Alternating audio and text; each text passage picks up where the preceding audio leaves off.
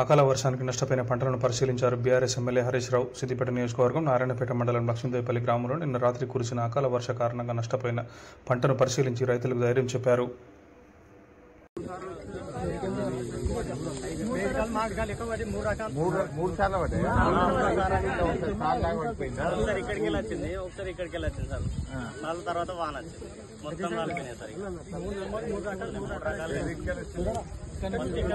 రైతుల పక్షాన మేము అందరం ఉంటాం సార్.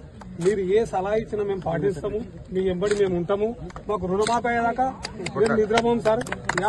ఏ గ్రామాల టెంట్ వేసుకొని కూర్చోమన్నా అని ఖచ్చితంగా టెంట్లు వేసుకొని కూర్చుంటాం. ఏ ఊర్లో ఏ గ్రామ దేవత ఉన్నా, ఏ రాముడు ఉన్నా, ఏ గ్రామ దేవతలు ఉన్నా అని రేవంత్ రెడ్డికి కొద్దిగా జ్ఞానోదయం కలిగించుకొని విరోధ పత్రాలు ఇస్తాం. అంతకు మీరు మా ఎంబడి ఉండి నిన్న రాత్రి 8:30 కూడా మాట్లాడుతూ నేను రోజు చూస్తా సార్. టీవీ చూడండి, నేను బయటకు వెళ్ళా.